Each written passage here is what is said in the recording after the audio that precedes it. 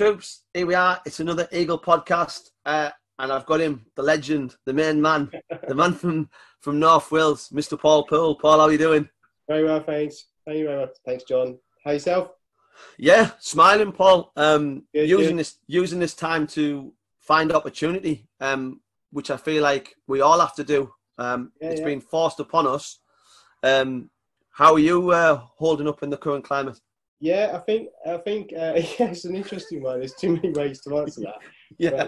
But, I think, to be honest, the weather has played a massive part. I mean, it's actually been pretty decent, which has been frustrating because we can't get out. However, it's allowed us to at least go out and do our daily exercise and stuff. I mean, if it had been horrendous, all those storms a few weeks ago, I mean, geez, it would have been like. So there's a little positive, I suppose. A friend of mine, another ML, Chris Waldron, who you met, we had a conversation this week about this.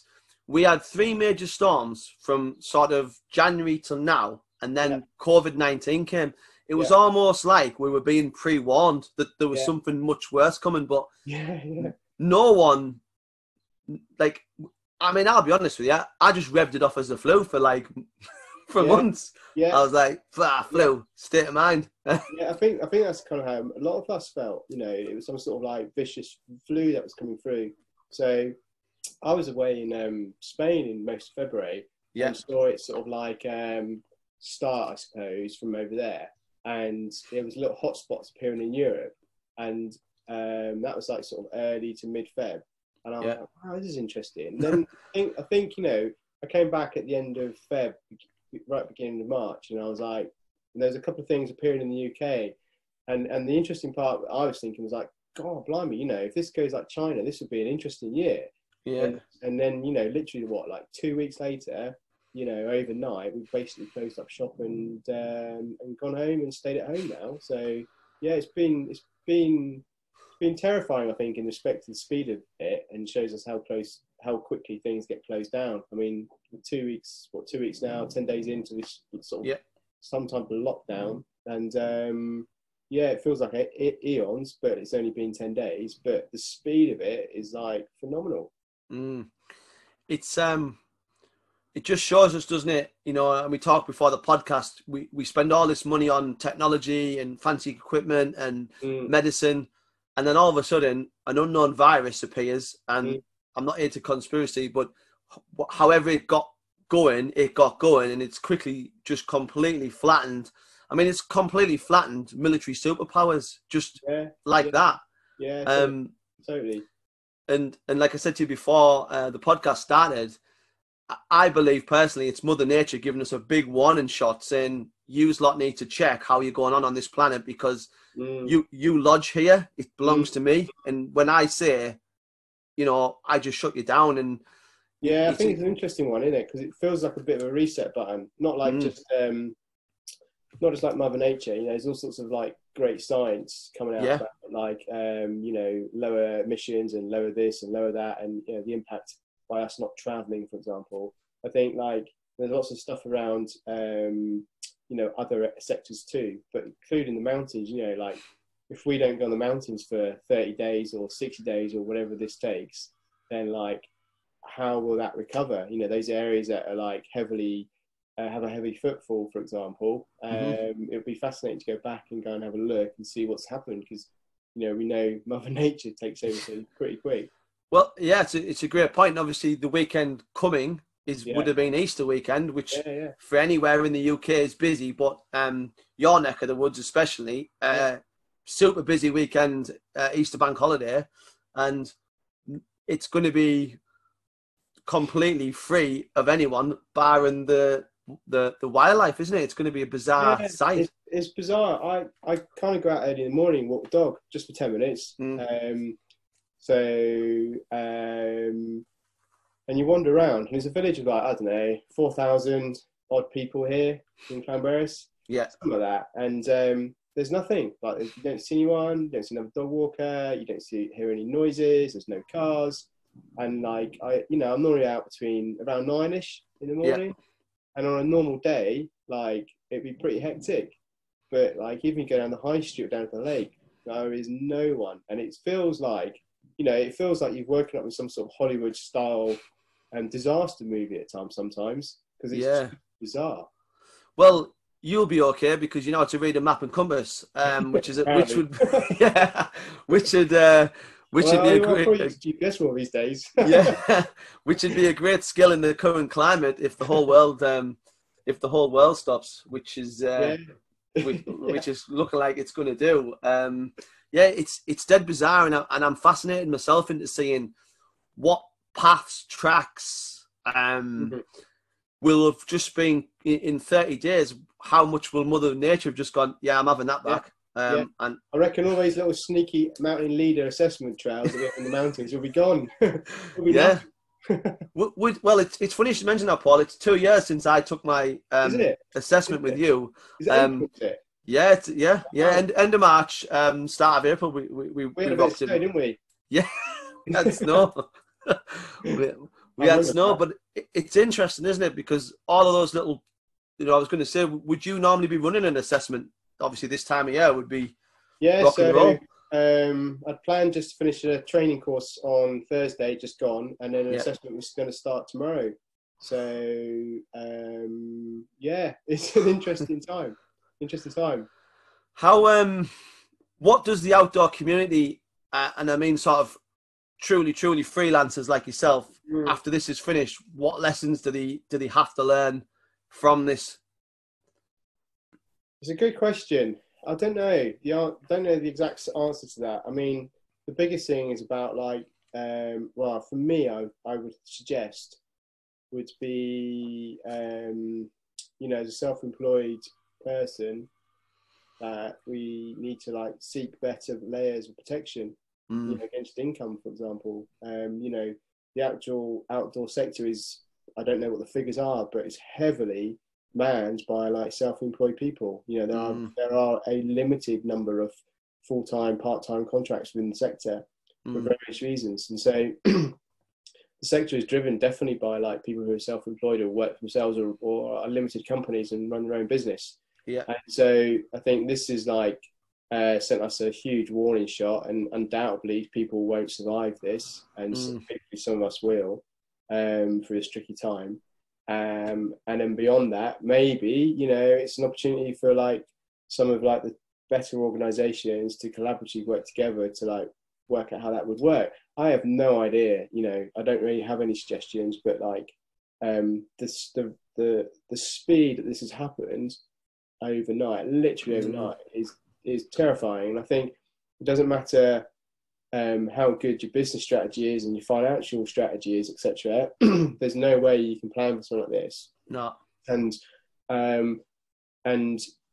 you know, we're not like a cash rich industry. So like we all have a bit of cash in the bank, but you're pretty quick to realize that doesn't last very long at all when there is nothing. And so because this is so unusual, it's pretty scary. And you know, I'd be keen, I don't know. It'd be lovely to see something in the future. I don't know what that would be, but you know, so if you took my own personal sort of setup, for example, you know, I have all sorts of layers of insurance to cover myself. So if I'm injured or I'm sick for a long period of time, for example, then my income is protected by our insurances. And interestingly, like I had never ticked the unemployment box because like if I was unemployed, I'd probably be leaving the industry and moving on to something else or a full-time contract. And so the only way I could climb off my income protection insurance is actually to get COVID-19. And then they were like, yeah, we'll pay you straight away, which seems like a bit ludicrous in this situation. But so yeah, as a learning thing, I don't know. I don't know if there would be any. There is learning there, sure, about protecting ourselves better for the future. What can be done about it? I generally don't know. I mean, that's a different pay grade to me. But and then beyond that, I always kind of try and find the positives. So and there is. I have this time that I am unable to work. I could do a number of things here, but the positive for me is that I have an amount of time and I can do something with that time constructively. You know, that's to develop my own business, that's to develop myself, do some online learning, and so on. So, and there's all these things I wanted to do. And it's not about DIY, it's about, you know, work, I suppose, like industry things. And so, like, take the opportunity to like go, well, actually, you know, I could sit down for a few hours a day and I could do this and I could do X and Y, and you know, come out of it with some more knowledge and some more ideas and stuff like that. So tricky times. Yeah, I think as an industry after this, it'll be more streamlined, and that's a brutal way of saying the people who would have made it in a normal climate won't make it. Yeah. And only well, I want to say the very best, but might not always be the very best. But Right. people with a bit of money in the bank who can wait until I think the 1st of June is the date, isn't it, for the self-employed? Yeah. How that's working now. The 1st of June is, you know, is a decent amount of time away realistically. Yeah. So it's going to be an interesting an interesting I think time. like for me, like there's, and you know, not getting political at all, that at all, don't want to do that, but like yeah, there's all sorts of support mechanisms in place, etc., etc. I think for me, the actual general worry now is beyond all this, because like undoubtedly, like some people will not have the confidence to travel. So when the restrictions become more relaxed and we're allowed to like travel to other parts of the UK and to go back, and the restrictions on the mountains are lifted, for example, and we're allowed to do that, then I think there will be a lack of confidence in some people travelling to those areas. And I think also in this area, for example, you know, we need to be respectful to the community and make sure the community are kind of comfortable with people coming into this area, because like, you know, it's a two-way process. And I think that might be where, for me, it might be tricky, because, you know, there's a fine balance. You know, there may be support you get from the government may cease, and therefore you need to go back to work, but there may be like low confidence in that. I don't know, you know, some isn't it? So we'll have to wait and see. But I think, you know, there will be some keen people who will be keen to get out. You know, we'll want to go out in the mountains, of course there will be, but we'll just have to wait and see. Yeah, I see what you're saying there. The first thing to do is probably not run a 500 people National Three Peaks. Do you know what I mean? And just invade Clanberis on one weekend. There might be a small mutiny here, I think. Yeah, it'll definitely be a fine. There's always been a fine balance, anyway, hasn't there, between sort of a tourist traveling into the lakes or into Snowdonia and like a Fahrenheit sort of yin and yang. But especially after this, and I've seen footage of people in the Langdales hay baling roads, and you know, like using drones to say, "What's he doing?" Yeah, totally. I mean, it's you know, there's been all sorts of things up here. I think people this leading up to this weekend with the weather as it was, were nervous that we're going to have a repeat of what happened the other week. You know, and it's not so much about like getting you know, the immediate sort of impact. It's the long-term impact in, you know, a week or 2 weeks time, and whether that brings a spike to the area and so on. And we're only a small area, and so it's going to be tough here. So I think like when restrictions get relaxed and stuff, there needs to be a bit of empathy to, or, you know, I need to consider like the local community as well. To sort of make sure that what I'm doing, if I'm going to invite like 6 people to travel from the South Coast, that you know, the local community is kind of cool with that. I mean, I don't know how to do that. No, I don't. No. To take on board, and if I am one of many providers, then of running any sort of outdoor activity, whether it's a walk up Snowdon or something else, then, you know, we are the ones who are going to be wanting people to come back in, along with the hotels and the B&Bs and the rest of all the other tourist industries. So it's a tricky one. I think as the whole finger pointing thing can start, can it? You know, if we come out of lockdown and there's like a lull in the battle and there's no more cases, and then all of a sudden there's you have a weekend of normal routine, and then all of a sudden there's 2 cases of COVID. It's like, right, it's because we've brought all these people from all over the UK, and obviously Snowdonia is probably, you know, it's up there, isn't it? Very super popular, and it's going to be in all of a sudden your small community, which is just all you guys, and all of a sudden the Northwest and the Southwest and all these different, everyone else, the half of England just sort of invades Wales again, and it's like, well, cheers. I mean, I think before it all sort of became a bit more restricted, you know, I had this moral dilemma. It's kind of obvious where it's going. You only have to look at the science and data from the other countries, and it didn't take, you know, I'm not particularly clever, but I could easily work out what's going to happen. And you know, the moral dilemma for me was that, like, I want to work, I have to work. And yet I am very aware that I'm inviting people from different areas to come here, which we don't want. And so that was the issue, you know, like, how do I manage it? And then I spoke to another provider, a good friend of mine up here, a couple of friends of mine up here, one morning, and we were chatting, and I was like, well, I'm just going to, like, stop it. You know, just doesn't feel that. It doesn't feel right for me to invite people from outside of this area into this community to then, like, go chomping away the mountains when, you know, clearly that's kind of how guidance that was being talked about at the time was sort of saying, well, try to avoid it. So yeah, really, it's a tricky one, you know, heartbreaking, really.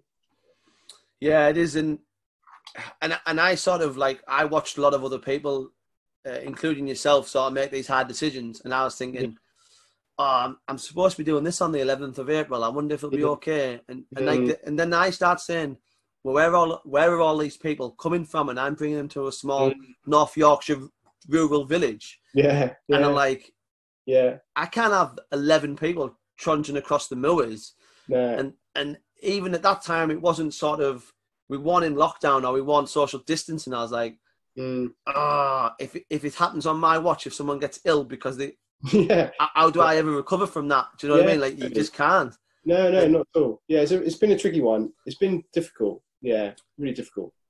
And as well, the whole community is watching what everyone's doing. So if you just rev it off and go, nah, we're still going, then long-term effect, personal, what people think of you is in the toilet, is absolutely in the toilet. No, I agree with that. I think you're kind of judged on how you operate and do things at the minute, and whether that's right or wrong, but people will do that. So, you need to just demonstrate a bit of sympathy and a bit of empathy to your local community. You have to. And I've been here 15 years and I love being here. So, and I wouldn't, you know, I feel quite protective as well of it. Yeah. So, you know, what happened the other weekend was, like, I'm not someone who wouldn't be keen to promote coming here, but I'm adamant that, you know, those who chose to come here were actually wrong for the first time ever. And so, it's kind of, like, difficult. Yeah, I mean, I'm very honest about this. That weekend where everyone went out, I was supposed to be doing something on Blencathra with a load of people. Now, I said to them, I'm not going to run this event. We're not going to have a group event. But selfishly, I still went myself. Now, I went from the side of the mountain, which no one ever goes from, and it's uber quiet. And I thought, it's just me on my own, blah, blah, blah. Yeah. I end up sort of getting involved in a rescue on Sharp Edge, like, because someone had just completely underestimated the task in hand, and there was a bit of sort of gusty wind as well, and I was like, right, well, this wasn't planned. And then when I got to the summit, there was like 40 people, and I was like, oh wow, this has been a bad mistake. Yeah, but I think, you know, to sum it up, because I think that weekend, I don't think that people necessarily, like, did anything wrong. I think it was pretty clear, or no, let me rephrase that. It was very unclear on like, what the guidelines were from the top. So you can kind of see why people went, oh, let's go out. It's going to be a nice weekend, let's go out. And I get that. I get it. But, you know, I think the main thing is the message is definitely, that sort of media stuff afterwards, it did its job, and we haven't had, I don't think any of these sort of areas, these type of hotspot areas, have had that sort of influx again, which is got to be a good thing. So no, it's definitely a good thing. When the restrictions are lifted, are you going to just business-wise? Are you going to be straight away getting back in touch with people who are coming on stuff, saying what dates can you do, or is there a plan? It's an interesting one. I was chatting to someone on email yesterday and this morning about this. I don't know, to be honest, John. I think it's the absolute honest answer. I think as and when that starts, we're getting a feeler that will happen, then, like, I'll start thinking about how it's going to work. I mean, I've had to cancel quite a bit, and I'm undoubtedly will probably cancel a bit more in the coming future as well. And then I have to reschedule those folk into a new sort of, like, calendar, and then and then, like, bring on new folk as well. So it's a bit of an unknown. I think I'd love to sort of see us jump straight back into it. think it will just depend on how confident people feel about moving around, and just sort of getting a feeler as well for how people feel about that happening in the local area. I mean, I would love to go back to work tomorrow, like full time straight away. Of course I would. Yeah. But I've just got a bit of awareness of the feel of things around here as well. So I'd just be keen to like do it slowly, do it nicely, and do it right and stuff like that. So we'll see. Yeah, and take time. I'm really, really sort of concreting this with people. How we act now is the legacy that we will will have forever. Totally. And doing things in the right manner, and sort of taking time to implement things. Like, it's made me think about running events, and obviously I've got aspirations to like run massive events, like 2,000, 3,000 events, and it's like, God, if you're running a company like that right now, how much pressure would the people who run them events must be under? And exactly. How would you reorganize a 3,000 people event which you were going to run in London at a certain time? It's like, wow, it's such a big thing to think about. And sort of, I know loads of people are going to do them action challenge events. Obviously, they're really, really popular, and lots of people go to them. But that's pretty much their whole calendar is just written off this year. And it's like, totally. How much money do you have in the pot to say, well, we'll refund everyone, and we'll make it till next year? It's like, it's not going to happen. No, it's physically impossible, financially impossible. It's just not going to happen. I mean, it's a tricky one. And so, like, so Climb-Rise is a good example because, like, I don't know what the facts are, but certainly between like May, June, and around July, we have some sort of event here most weekends, some sort of event or running event or trail event or whatever it might be. And so whether they're still planned or don't know, or whether they've been cancelled again, I don't know. But that also brings in a lot into the local economy as well. So it's huge. It's a big one. It's a really big one, and it'll be interesting to sort of see how people do manage it. It really will be. Because like the idea of some form of credit note and moving the date to later is the obvious one for everyone, but that logistically is going to be difficult, really difficult. It creates and giving people credit notes actually creates its own problem, because you get the money in the bank instantly, but you still have to run that event 6 months a year down the line. So you've got to aim off for spending X amount of money 6 months down the line, and you think, oh yes, I can't really spend that. So it's like having money where you can't spend, and I think you spend some of it now, but then you still need to bring in new income in that new patch of time. So it's it's a bit of a nightmare, and so I potentially will have a few months of cancelled work, and probably 90% of folk are happy to move dates, which has been brilliant. But I obviously still need to bring in new work as well, and so how I manage that in the near future, I'm not really sure at the moment. It's going to be a proper juggling match. It might not be. I don't know. Do you think you'll end up working? I know you always work all year round, but do you think?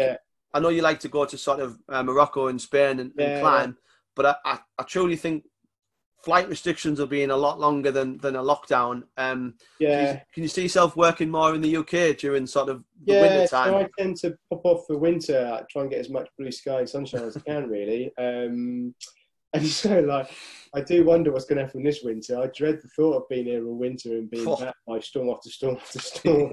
It's not going to be funny at all. But I'm supposed to be going to Nepal, running a trip to Nepal the end of October. And so that's the first one on the horizon. And that's an unknown. I mean, until we finish here in the UK and then flights and all that, I mean, it's just an unknown. I mean, that's a dead interesting one there, Paul. Nepal, and that whole base camp Everest trip. And the amount of rubbish that we leave on Everest, and it's kind of good that we're not there, because obviously these mountains are getting big respites from us, aren't there? And massively. But Nepal's a tricky one because, like, it's not a particularly rich country, and and a big part of their economy is based on tourism. 100%. They don't really have anything else to export but the mountains, and so they kind of need us to go there. And so they've taken a wise choice personally speaking, to close the country down a while ago. You know, they're bordered by China and Tibet and India to the south. So they're not in a great position in that respect. And they've closed the borders. You know, I don't know the exact figure, but I think they've only got 3 ICU beds in the whole of the country. Wow. So they've got no choice. And so, which is why they've closed all the trekking down and the climbing for this part of the season, or this part of the year. So I think, like any country that relies on us visiting, they'll be keen for us to go there when it's appropriate. And, you know, I kind of optimistically think, and again, trying to find the positives out of this, is that we will go in October if it's appropriate for us to go. And it'll be a joy to go back there and sort of help them a little bit. But additionally to that, I think it might be quiet there. It might actually be quite quiet there because of that, again, that sort of confidence in travelling and moving around, which I get. But it would be interesting to go back and sort of see, like, again, just sort of what's recovered because of that time lapse of us not visiting for, you know, half a season. Yeah, it is really bizarre. And how we're sort of looking at it, and everyone's trying to be super positive. I know someone put a post on yesterday on the outdoor community thing on Facebook about, is it time to get a second occupation? Like, as in, do we need to think about transferable skills, and do we need to be able to think about, you know, being a little bit more like a Swiss Army knife, really? And could you ever see yourself getting a second trade or? Well, do you know what? It's really funny. I've done this all my life, so like 25 plus years now. Yeah.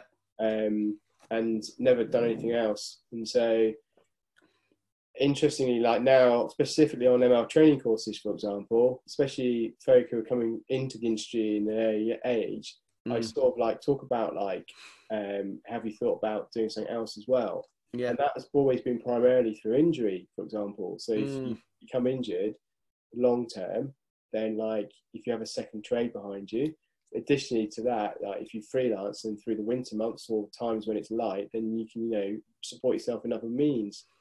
And so, yeah, I kind of think that sort of bit of advice will, like, really carry through now. I mean, people related this to, like, well, not related it at all. Sorry, correct that. But, you know, the foot and mouth thing where, you know, the mountains were closed down. But I was self-employed then, and it was fine. You know, you just had to adapt and be creative, but you could still do stuff like in school fields, the climbing wall and open spaces and stuff. And so, you know, you could still manage to, like, work and just have to adapt to what you're doing. Whereas this is a completely different kettle of fish, you know, in terms of working. Yeah, there is no adapting to this, as in, it's unprecedented. The national parks are closed. Like, when has that ever happened? Like, yeah, exactly. Do not come. We are closed. Like, it's no, that's right. It's crazy to see it. And however long it goes on for, and I believe we'll have like a soft opening where we'll come out of lockdown, but it won't be just like lockdown's finished, COVID-19's finished, let's just crack on. There'll be, you know, I think it'll be around until Christmas. I really do. I can't see it being finished. No, I think it's hard to tell, isn't it? But I think personally for me, I can see it being difficult for the next 12 months to 18 months, and maybe longer. You know, certainly from a business point of view, financial point of view. Yeah. I don't see how. Well, I know I won't recover very quickly from this. Yeah, no. And then from a work point of view, you know, the impact that will have on us, who knows? I think though, Paul, if we don't get travel restrictions, I mean, as well, you can't leave a country if there's no working airlines. And I know the airlines are really struggling at the moment. So all of these people who would normally leave to go abroad, I think home, it might be a great time to have an outdoor business after it's finished, because people will look for escape and the outdoors for recovery, mind, body and soul. And I think we've got enough in the UK for people to adapt. And we struggle with weather, but weather's a state of mind. There's no such thing as bad weather, money. That's it. Pain leaving the body. I think you're right. I think, like, again, we've seen it a few times, haven't we? You know, like with the banking thing a few years ago when it was all a bit cash-strapped. Everyone said in the UK, and we definitely had some spikes here. It was good, you know, good for us. And so I think that's kind of what, you know, the outdoor sector the outdoor industry will be there for. You know, we will be there for like folk who want to go and get some exercise and go out in the mountains and go and enjoy the local countryside. So, nice. you know, that's the positive out of it. You know, we could, you know, if we can kind of stick with it and live with the hardship at the minute and the hard times, and then like maybe like we might, the outdoor industry sector might be like sort of an upward trend for a while, perhaps. Yeah, I'd like to see some sort of regulations coming, I think, like to better protect outdoor workers. And though I really love Instagram, there's a lot of people offering things on there which they have no skill or ability to be offering, and I feel like they put people in danger by offering big events that they have no skill on, and then obviously it's that thing of, oh well, if it goes wrong, we'll just form mountain rescue, which I kind of feel like we have to learn that we have to look after ourselves and do things in a professional manner. I mean, we were all gearing up to go and do the Welsh 3000. You know, I was speaking to Ross Raw Adventure, and that was on the cards. And I'd got wind of a one that was, you know, some guy off Instagram had set up like 40 people on the Welsh 3000. I was like, mad. Just absolutely bonkers mad. Irresponsible to take that many people with that many different abilities across possibly the hardest event in the UK. You know, as in the challenges go, National Yorkshire Three Peaks, I believe the Welsh 3000 is the hardest thing to do. So it's got to be. Yeah, it's in Wales. Yeah, about it. Yeah, it's in Wales. Paul, we're flying through this, so I'm going to go on to the 5 whats. So the first one, what's your day look like now? Quite different. I think I'm in the adapting phase at the moment. So I think the first phase was like the emotional phase. Yeah. Now I'm in the adapting phase, trying to find my routine. So so kind of at the moment, I wrote this down because it kind of like you presented a few questions earlier. So I wrote this down. So kind of my morning routine is a bit like this: get up, bit of reading. So it's been good. You know, I like reading. I like all sorts of things. So finding more time to read, which has been good. We've got a large dog, so the daily exercise thing's a challenge because like we don't have a garden or anything here, so it has to go for a dump run in the morning for 10-15 minutes. So that's kind of part of my day. And then normally, I'm starting to get into a routine in the morning, just doing a few hours of work or learning or something. Something in the house, but it's not DIY. It's something for business, or it's something for me personally. Bit of lunch, and then we tend to go for the afternoon walk with the dog for like 2 hours. So yesterday we were around Climperdon, which is sort of a nice 2 hour sort of stroll. Trying to get in the habit of doing some circuits at home. The hill fitness is like a worry, I suppose. I don't know. I'm not very good at gym stuff, so like I just like being on the mountain. So for me, doing any form of circuits or anything like that is just like, oh, really? And then like dinner, and then probably at the moment sort of box sets and stuff like that. Really relax evening, just trying to relax. Disney Plus is helping me massively. Disney Plus is awesome. Get on Disney Plus. It's where it's at. You get a 7-day free trial. It's got all the Marvel, all the Star Wars, Mandalorian, all the Pixar. No, it's boss, Disney Channel. What's it called? Disney Plus. Disney Plus. I'll make a note. Yeah, Disney Plus. You'll be on it this afternoon, Bosh. Fair enough. Second one, what workouts are you doing? I know you touched on it there, circuits, but you're not really a fan. So yeah, so the legs aren't too bad, I suppose, with like a bit of daily walking, but and I don't really have the biggest house in the world either. So we've only just started the other day. And we thought about doing something today. It's again just trying to get into that routine, but and then it's improvising. You know, how do you do circuits in a small like Welsh cottage? So the Felix cat box squat is coming along nicely. So the Felix cat box is in my hands, and the toolbox, like as a dumbbell, is working really well.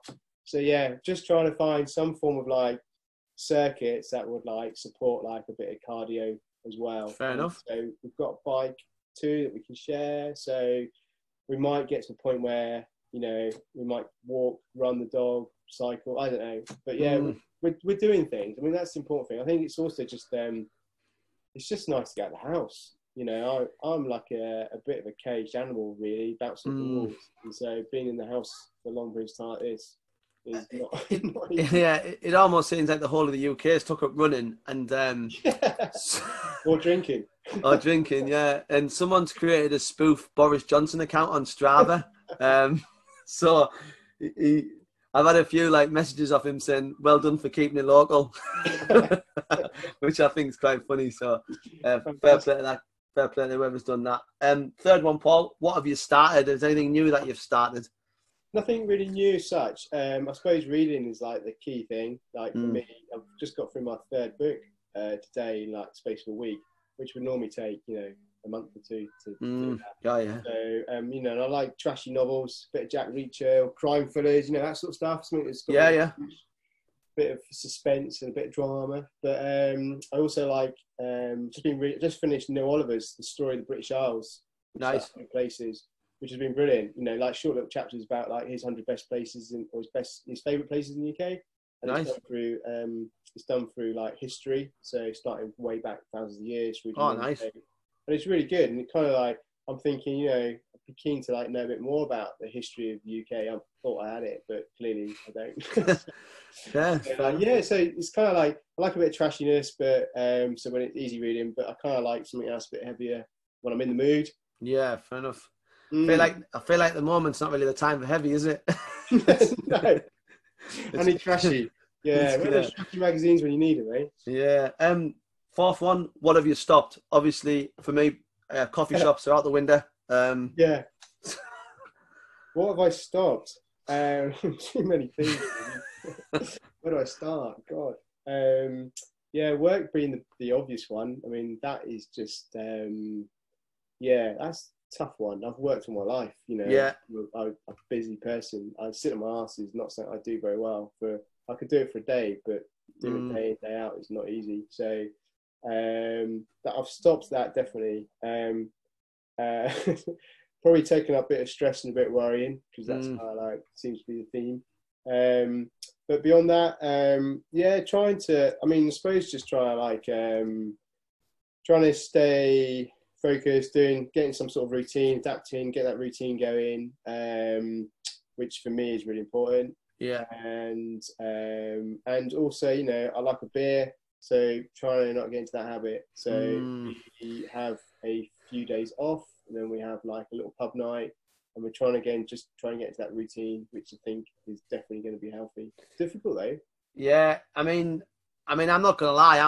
I'm dreading sort of like, you know, I'm going out running and running fitness, but definitely your hill fitness will take a knock. I mean, it'll, you know, it doesn't matter who you are. Right. I mean, I like you. I'm out every weekend, Saturday and Sunday, like doing 20, 25 mile. Like hill fitness is so important, and if you haven't done it for months, you certainly will definitely be less hill fit. But you just have to you know, find a way, don't you, of getting back into it. What's the first thing you're going to do after lockdown's finished? I know family's obviously the key one, but anywhere you want to climb or anywhere you want to go? Do you know what? There's too many good things to do up here. I mean, it's going to involve a climb. It's going to involve a mountain. I think simple things like doing a nice climb on a mountain would be ace, nice long route, and finishing up with a nice pint in a pub somewhere. That to me would be like not a bad way to start it. Yeah, that'd be a good one. I'm dreaming of coming back down there and getting on them scones. I'll be obese by that stage anyway. All the time. I know. Me and Chris talked about that the day that we had last year. That was around about April actually, when we did the scramble, the steep ground day with yourself, and that second day was amazing. And it still ranks as like one of the best days I've ever had out ever. It was intense, and I was saying to Chris the other day, it'd be class to go back and do that again, and then finish off as we did and get a scone and a nice coffee and see everyone. That's good. See everyone again. We will one day. Yeah, well, there's no doubt about that. Paul, look, thanks very much for your time. I really appreciate it.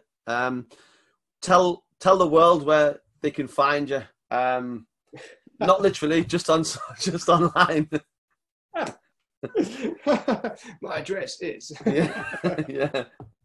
It's paulmountaineering.co.uk. Brilliant. Instagram, same minute, just your name. Paul Mountaineering. Mr. Paul. Yeah. And Facebook's the same. Paul Mountaineering, and Twitter's the same as well. Awesome. Ladies and gentlemen, that's been Paul Poole. If you ever get the chance to get down into North Wales, I suggest you definitely check him out. If you want to do your mountaineering training, again, 100%. Absolute gleaming fella. And he always takes you to the cafe and you always have a scone at the end. So that's winner. Paul, thanks very much for your time. Speak to you later. You're welcome, John. Cheers, mate. Thanks. Bye.